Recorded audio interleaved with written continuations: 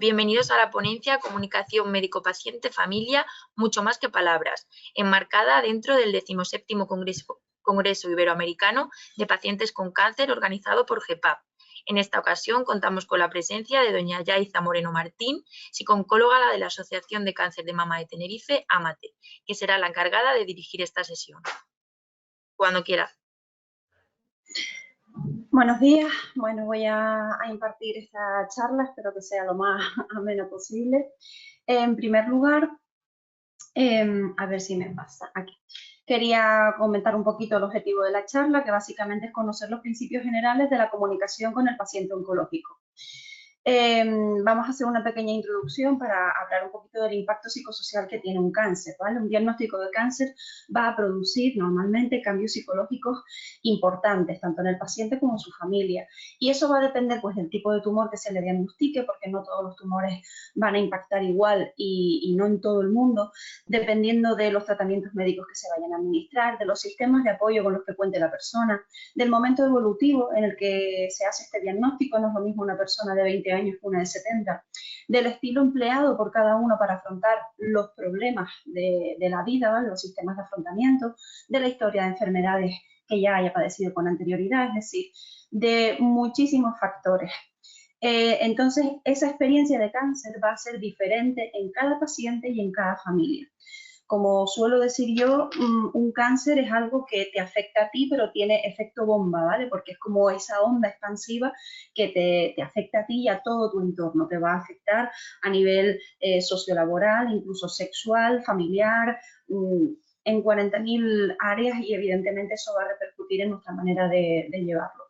También vamos a encontrar distintas reacciones emocionales y necesidades en función de la fase en la que se encuentre el paciente. Principalmente, he hecho un pequeño resumen, nos vamos a encontrar las siguientes reacciones emocionales, ¿vale? Cuando uno está recién diagnosticado suele darse ese shock, ese impacto que genera miedo, ansiedad, dudas, avidez o rechazo de información, ¿vale? Ganas de saber mucho o no. En la fase de tratamiento ya vamos a encontrar pues, miedos a los pinchazos, a las pruebas médicas, a cómo van a ser los efectos de los tratamientos. Hay mucha incertidumbre por el futuro, cómo va a salir esto, si bien o no, porque evidentemente la palabra cáncer es una palabra que está muy tabuizada en la calle. No se suele hablar de la enfermedad pues con naturalidad, y lo tenemos relacionado sobre todo a muerte, o si no es a muerte, por lo menos a sufrimiento, ¿no? Yo siempre pongo el ejemplo de que me digan alguna película en la que una persona diagnosticada de cáncer sobrevive. Debe haberla, pero yo no las conozco. Prácticamente todas las películas en las que una persona sale con este diagnóstico, ya uno se prepara con la cajita de pañuelos porque eso va a ser un drama y normalmente la persona acaba falleciendo. Entonces, es lo primero con lo que lo tenemos asociado, y como mínimo, pues claro, ves cómo fallece esa persona, que normalmente es pues delgada, intubada, sin el pelo, no sé cuánto. Tenemos una imagen pues bastante nociva de lo que es la enfermedad. Entonces, bueno, en fase de diagnóstico y tratamiento suele haber bastantes dudas y bastante incertidumbre con respecto al futuro. Y en la fase libre de enfermedad, lejos de pensar, porque hay muchos que sí, que terminan y dicen, bueno, pues ya está, terminé, todo ha salido bien, gracias a Dios, y a seguir. Pero hay otras muchas personas que se quedan con este síndrome de Damocles, ¿no? Con ese miedo a una posible recidiva, a una posible recaída, a ver si la enfermedad puede aparecer por cualquier otro lado. Uno piensa que nunca le va a tocar, y cuando toca, ya la mente puede condicionarse y pensar que ahora puede salir en cualquier lado. Lo más que nos vamos a encontrar, como señalo por ahí, es la negación, ¿vale? La negación, que es totalmente natural y es incluso adaptativa en un inicio, se puede presentar normalmente de dos formas, con un efecto incrementador o amortiguador. El incrementador es cuando yo busco información hasta de debajo de las piedras.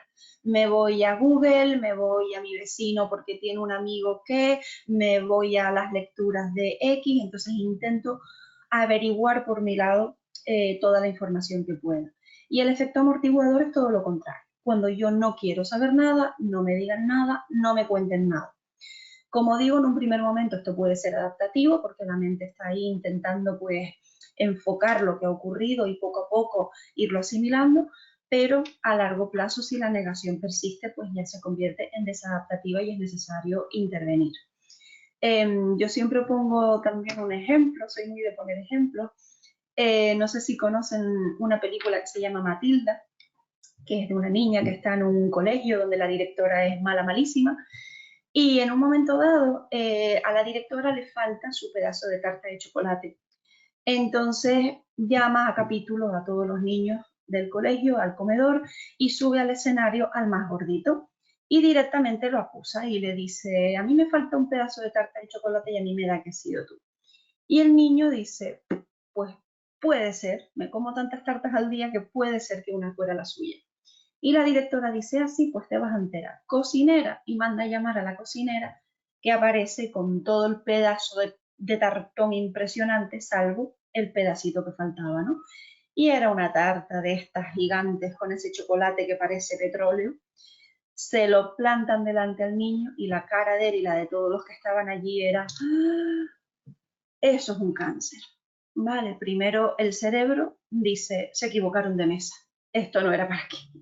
Y luego, cuando vamos asumiendo que aquella tarta nos corresponde, se despliegan una serie de recursos psicológicos para hacerle frente. Y entonces te planteas: bueno, ver, ¿qué envergadura tiene esto? ¿Cuánto tiempo voy a tardar en comérmelo?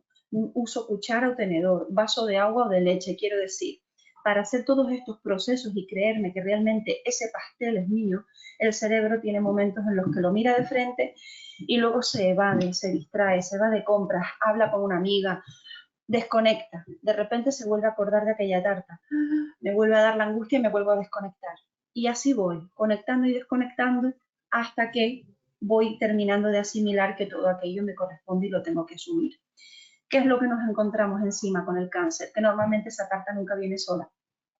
Yo voy, me distraigo y cuando vuelvo a mirar le han echado nata por encima. Me vuelvo a distraer y cuando vuelvo a mirar tiene 2 magdalenas al lado. ¿Con esto a qué me refiero? A que primero es el diagnóstico, pero es que luego te dicen: ahora hay que hacer una prueba complementaria, ahora tienes una gammagrafía, ahora resulta que el ganglio tiene una micrometástasis, ahora resulta que no te íbamos a dar quimio, pero al final sí. Quiero decir, esta tarta nunca suele venir sola y todo eso pues evidentemente impacta y la mente tiene que ir haciendo muchos ajustes. Bien, la importancia de la comunicación del médico con los pacientes y con la familia.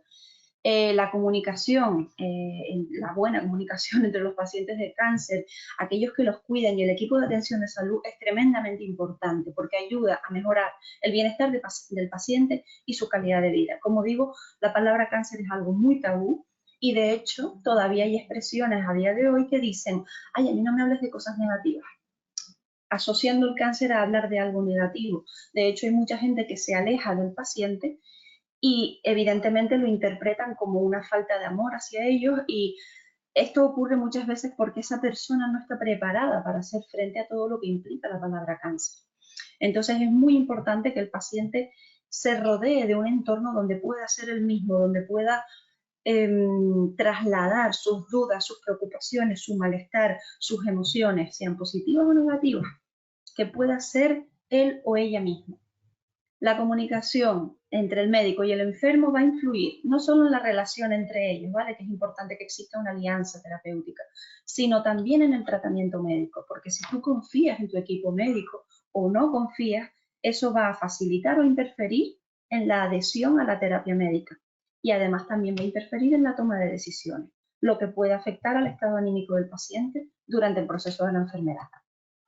Vale, las metas de una buena comunicación en la atención del cáncer pues incluyen establecer una relación de confianza y respeto entre el paciente, los familiares que lo cuidan y el equipo de atención de salud.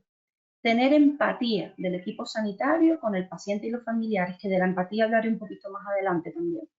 Aceptación por parte de los especialistas de las preocupaciones y los temores, que esto también lo comentaré, ¿vale? Intentar no disminuirlos, no quitarles importancia. Eso ya lo hacen los amigos. Ya las amistades le dicen: no te preocupes, mujer. Pero el equipo médico, el equipo sanitario, vamos a intentar que no. y ayudar a que el paciente, los familiares y el equipo de atención de salud compartan información entre ellos. Esto es muy importante, ¿vale? Que esto que estamos intentando abogar últimamente por el tema de la multidisciplinariedad y demás, pues a ver si poquito a poco cada vez lo vamos consiguiendo más, porque eso también va a afectar directamente en el paciente. Requisitos para una comunicación efectiva.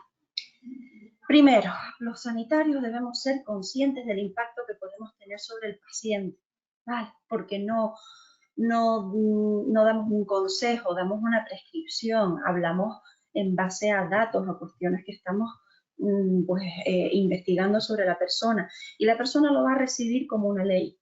Lo que dice el médico va a misa. De hecho, muchas veces nos pasa, ¿no?, a nuestro alrededor, que a lo mejor el marido dice, mira que se lo he dicho 40 veces y a mí no me hace ni caso, pero fue decírselo al médico y ya parece que se lo tomó en serio. Quiero decir, la palabra del profesional va a tener un impacto. Entonces tenemos que ser conscientes de lo que vamos a decir y cómo lo vamos a decir y en qué momento de receptividad está esa persona para recibir.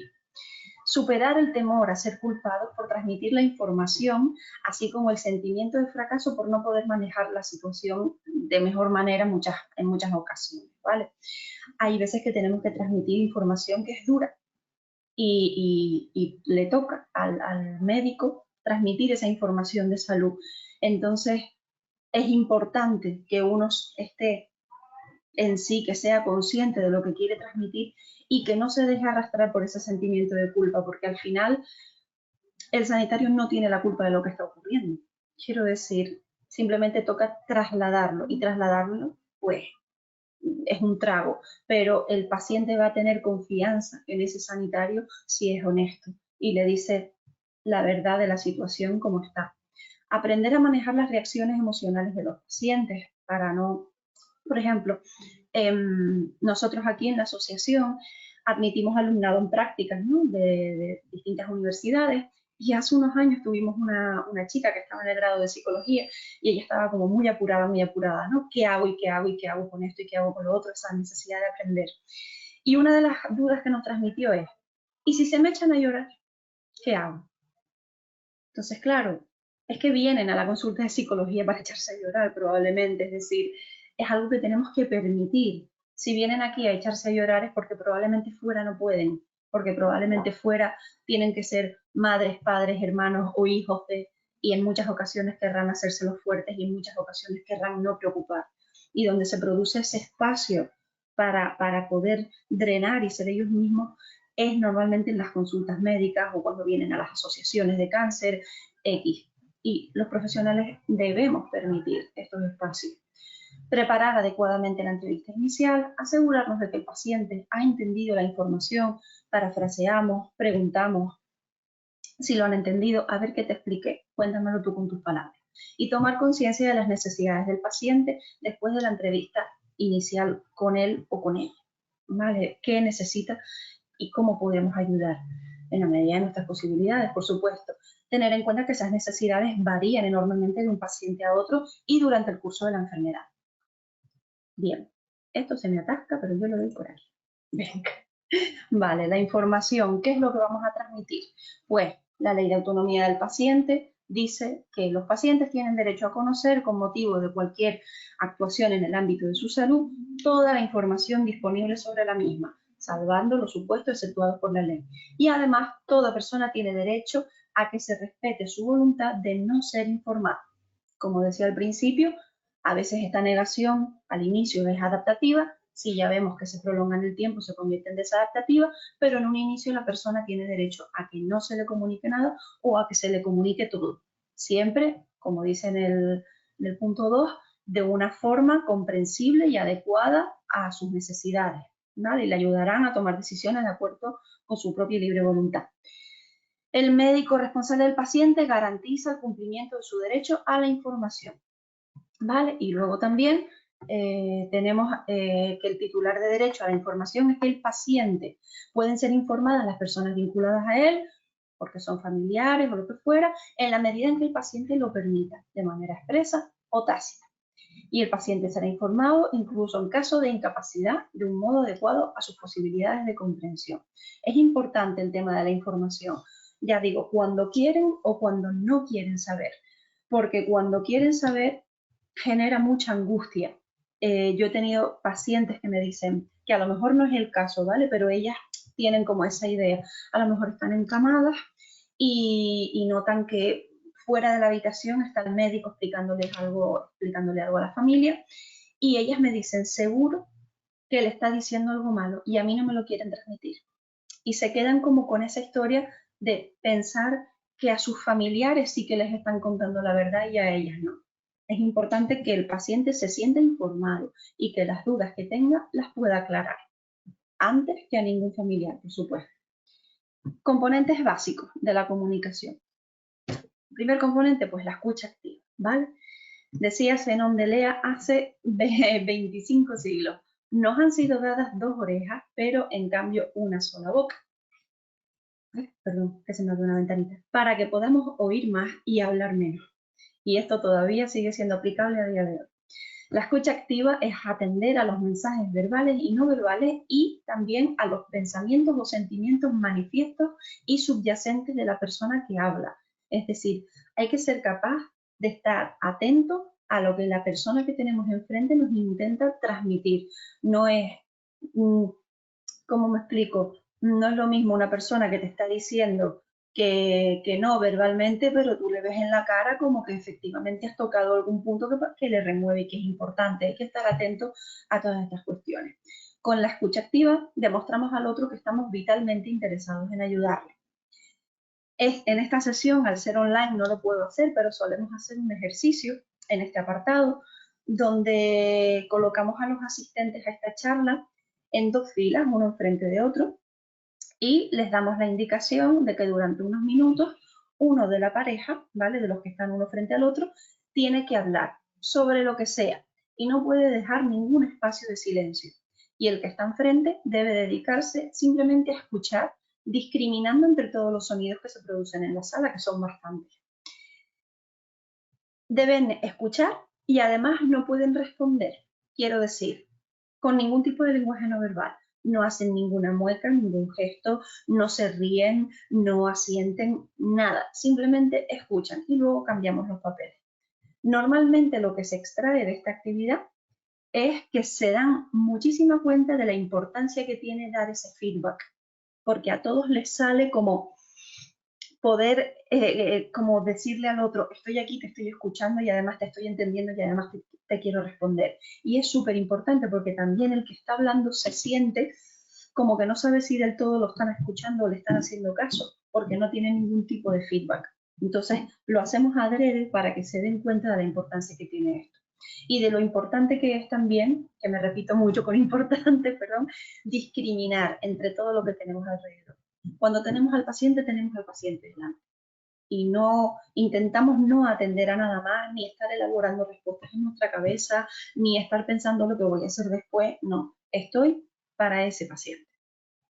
Para escuchar es necesario observar. Observamos el nivel de energía que emite el otro, sus sentimientos y su grado de congruencia externa, si realmente es como aparenta, que es lo que comentaba antes.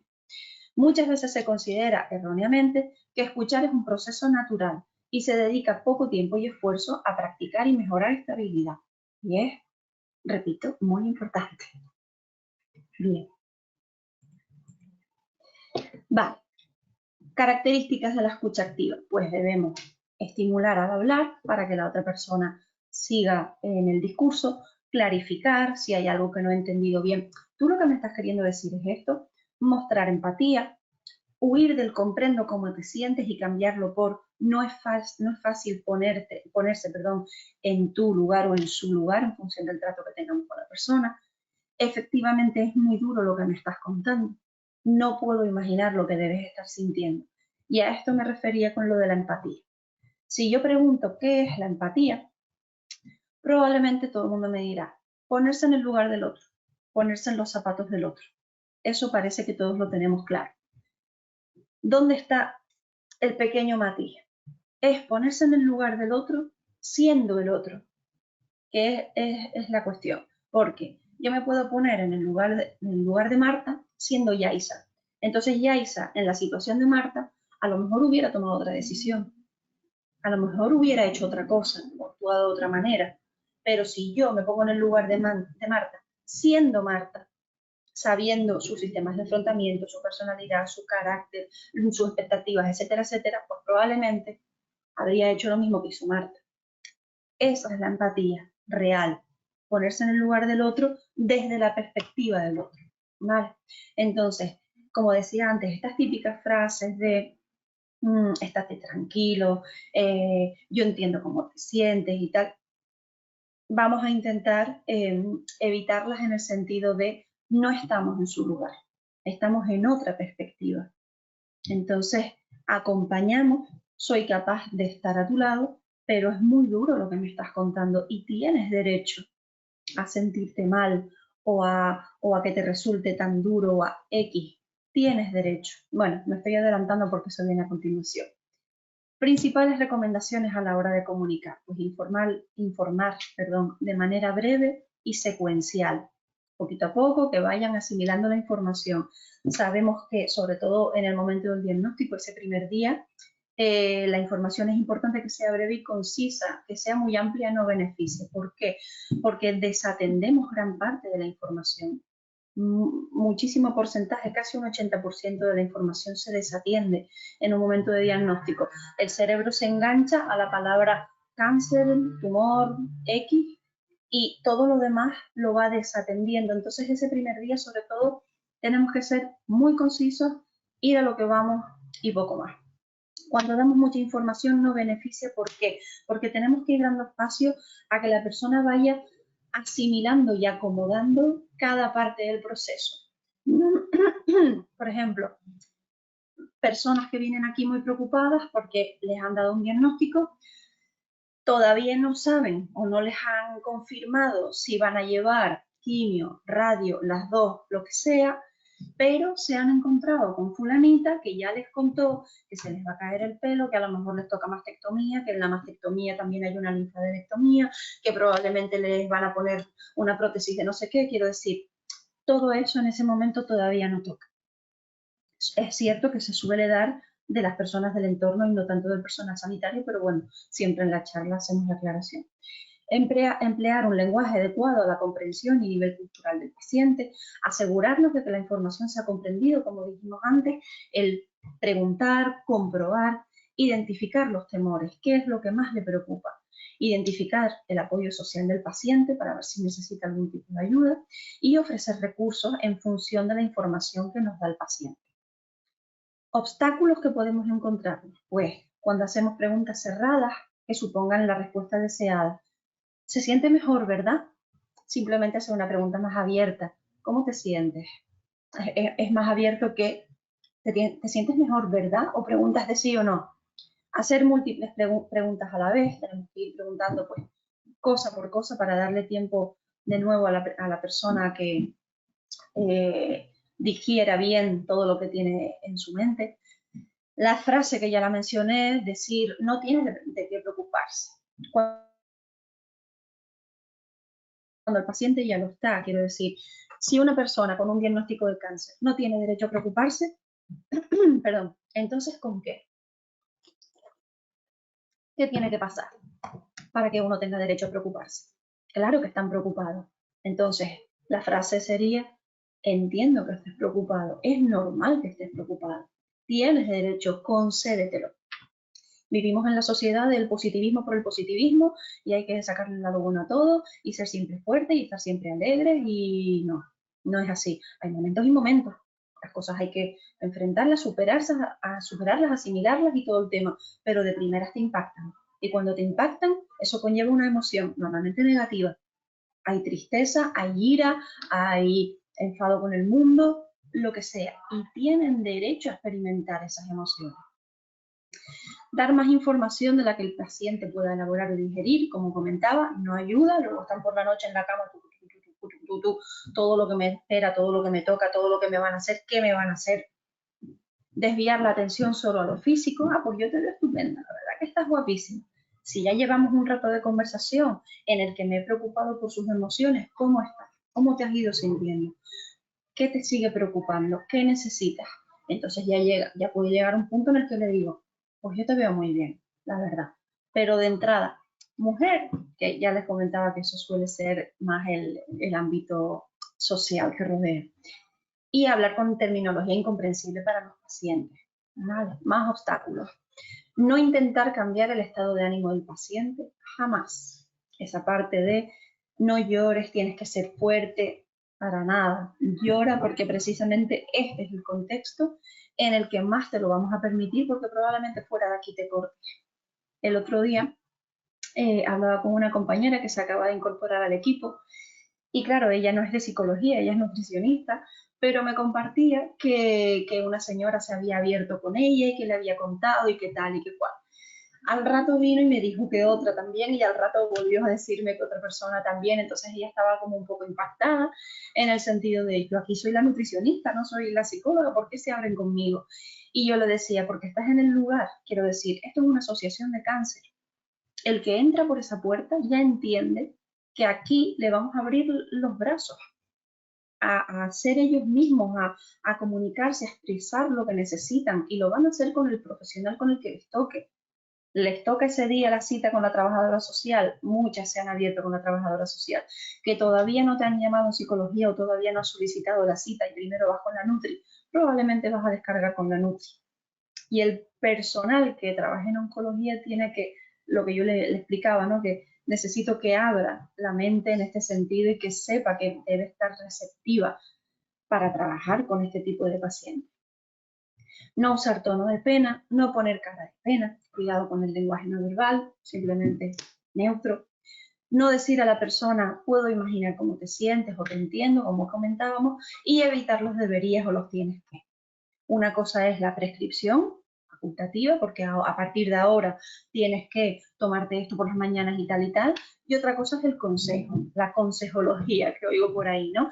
Tú lo que tienes es que animarte y salir y darte una vueltita y no sé qué, no sé cuánto. Esta parte es la que, no, tú lo que tienes es que ser tú, escucharte, ver qué necesitas y permitirte.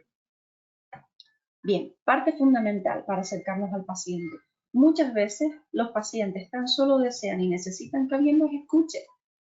Simplemente con la escucha activa hacemos muchísimo. Más que estar elaborando lo que voy a contestar y lo que le voy a decir, simplemente atiende y deja que el otro desembuche, que descargue, que suelte toda la tensión que tiene ahí dentro, que probablemente no ocurra en un único día, probablemente lo necesite en varias ocasiones. Y muchas veces escucharemos que necesitan todo lo contrario, quiero decir, hay veces que necesitan hablar de la enfermedad, hay veces que necesitan desahogar y contar sus miedos, y hay otras que directamente te dicen, ay, necesito pasar una tarde de normalidad en la que nadie me mencione nada. Pero muchas veces simplemente concentrarnos y escuchar, ellos tienen más que suficiente. Una manera sencilla y fundamental de devolver la identidad al paciente es con las preguntas abiertas del tipo necesita ayuda o qué necesita, y si va a ser una pregunta cerrada, que no sea de sí o no, o como dijimos antes de se encuentra bien, ¿verdad? Sino se encuentra bien, que es como semi-abierta, ¿vale? Y manejar los silencios. Me explico. Hace un tiempo, yo creo que hará 2 años más o menos, me viene una paciente, la oigo ahí fuera saludando a todo el mundo, echa unas castañuelas, estaba súper contenta aquel día. Y yo dije, ah, pues está más animadita. Digo, estupendo, algo habrá pasado que está más animadita. Entra en consulta conmigo y yo con una amplia sonrisa porque la había escuchado bastante animada y le dije, ¿qué tal te encuentras y tal? Bueno, bajó la cabeza, rompió a llorar, lloró, lloró, lloró, lloró. Yo me apoyé detrás, con serie espacio. En un momento dado le pregunté qué necesitaba. Y me dijo, solo quiero llorar. Y le dije, estupendo. La dejé y me mantuve en silencio. Estuve toda la hora de consulta en silencio. Y unos 5 minutitos antes de que acabara la consulta, ella misma miró el reloj, respiró profundo y me dijo gracias, porque necesitaba llorar y fuera no puedo. No me ha vuelto a pasar así de toda la hora, pero de tener que conceder espacios para, sí. Porque muchas veces intentamos aliviar o consolar o sobre la marcha reconducir la emoción, y es como, no, evidentemente yo trabajo aquí, no trabajo en la pública, que van con sus horarios y las citas y demás, pero sé que muchas veces se permite este tiempo y este espacio en la medida de lo posible, y es fundamental, fundamental. Vale. Otra parte fundamental, pues validar su vida, sus miedos y sus preguntas. ¿Qué es validar? Dar valor, ¿vale? A lo que están diciendo. Es decir, si yo digo, tengo miedo y estoy preocupado, tienes derecho a tener miedo y estar preocupado. Nos mostramos empáticos y tenemos compasión. La compasión bien entendida, ¿vale? No es compasión de pena, de ay, la pobre. No, es una compasión como se entiende, por ejemplo, en inglés, porque en español es verdad que está más asociada a la pena. Es que a mí me duele que a ti te duela. Es decir, si yo tengo a mi hijo o a quien sea, un ser cercano malito, tiene una gastritis, lo que sea, pues yo me muevo, le doy la sopita, le doy la medicación, lo tapo, la mantita, la escupidera al lado, quiero decir, me preocupo y me ocupo porque a mí me duele que lo esté pasando mal. Y quiero que se alivie porque yo también sentiré alivio cuando esté mejor. Eso es compasión, es conectar con el dolor del otro. Y aquí pusimos esta frase de Stephen Levin, que nos gustó mucho al área de psicología, que dice, cuando tu miedo toca el dolor de otro, se convierte en lástima, pero cuando es tu amor el que toca el dolor del otro, se convierte en compasión. Es querer que el otro esté bien. Y es importante que los pacientes sientan de nuestra parte esto. Bien, aquí quería poner un ejemplo, ¿vale? De todo esto que estoy hablando. Leo. El médico dice, bueno, doña Ana, a ver si la operamos ya a usted pronto y se olvida de todo esto. Y la paciente, sí, pero no es la operación lo que me preocupa. Y el médico sin dejar acabar a la paciente. Dentro de unos pocos días estará en su casa con lo suyo y ya ni se acordará de nosotros. Y la paciente, pero me faltará algo muy importante, refiriéndose a la mamá que se le va a extirpar. Y el médico, en cuanto salga del hospital, todo será mucho más fácil para usted. Este estilo de comunicación dirían que es correcto, que es incorrecto, va a favorecer la fluidez, va a favorecer la comunicación. Probablemente no, porque constantemente estamos invalidando los sentimientos de doña Ana. Lo que queremos es llevárnosla a la parte de, bueno, ya está, esto ya en breve sale de aquí y enfóquese en eso, ¿no? Un poco todo estupendo. Pero vamos a ver otra manera en la que podríamos hacerlo. Misma situación. Bueno, doña Ana, a ver si la operamos ya usted pronto y se olvida de todo esto. Y doña Ana dice, sí, pero no es la operación lo que me preocupa. Y el médico entonces dice, dígame, ¿qué es lo que le preocupa? Sentándose al lado de la cama de la paciente. Doña Ana, no quiero entretenerle, doctor, a lo mejor son tonterías mías. Y el médico, si le preocupa tanto, seguramente no es ninguna tontería. Ahora tengo un ratito para hablar con usted. Si no nos da tiempo de acabar, continuaremos en otro momento. ¿Le parece? La paciente. Lo más que me preocupa es que me quiten la mano. Y comienza a llorar. ¿Qué aspecto más horrible voy a tener? El médico. Es efectivamente muy duro que le tengamos que quitar la mano a doña Ana. Entiendo que pueda sentirse tan triste. La paciente. Además, no sé si le seguiré gustando a mi marido. El médico. Tiene que ser realmente difícil pasar por esto. ¿Ha hablado de ello con su marido? Vemos la diferencia, ¿vale? Tampoco se trata de que estemos ahí 2 horas, pero ese ratito en el que ella puede expresar cómo se siente y hay alguien al otro lado que le hace caso. Y encima ese alguien es el que la está acompañando en todo su proceso sanitario, de salud, es el que la está llevando por el camino para que ella pues deje de tener el tumor en la mama y demás historias. Pero claro, necesita tener confianza en ese equipo médico a nivel físico y a nivel psicológico y emocional. Es importante.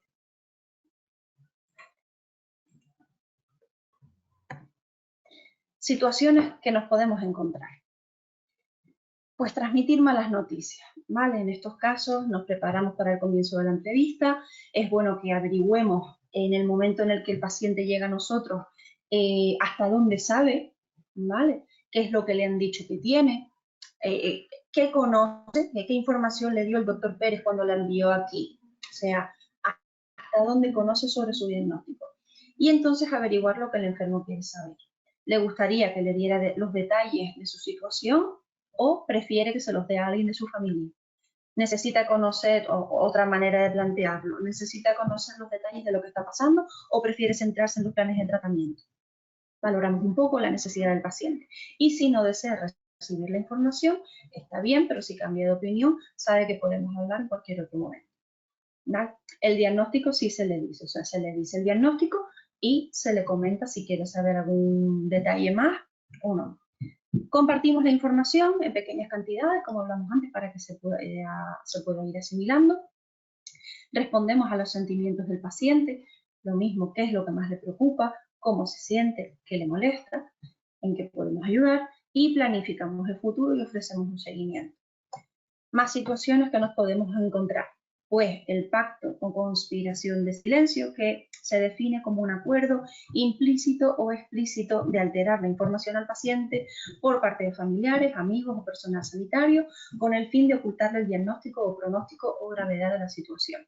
Como decíamos antes, puede ser adaptativo en un inicio, cuando el paciente evita o niega la información porque no quiere saber, pero es desadaptativo cuando pasa más tiempo y sí que quiere saber y desea conocer su situación, pero la familia normalmente no quiere que se le proporcione.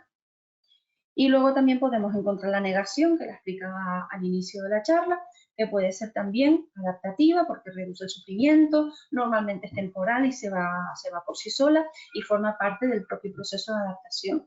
O desadaptativa cuando ya lleva mucho tiempo y genera un bloqueo de la comunicación y del apoyo social. Impide o influye en la toma de decisiones, genera ansiedad y se convierte en un obstáculo para la aplicación de los tratamientos. Bien, y por último, para ir terminando, voy a dejar los indicios para derivar a un psicooncólogo. Vale, podemos derivar a un psicooncólogo cuando tenemos pacientes que presentan problemas psicológicos o psiquiátricos previos al diagnóstico de un cáncer, pacientes con poco apoyo social o nulo, pacientes que presentan problemas para adaptarse al diagnóstico mostrando una negación desadaptativa, pacientes que tengan un estado anímico depresivo por un periodo prolongado, que tengan anestesia emocional, insomnio, aumento o reducción del apetito, presencia de ideación suicida o intento autolítico, adaptación complicada a los tratamientos, sobrecarga del cuidador, náuseas y vómitos anticipatorios y condicionados, problemas familiares de adaptación al diagnóstico y tratamiento, problemas de pareja derivados del diagnóstico o los tratamientos y también asesoramiento para dar explicación a los hijos sobre la enfermedad.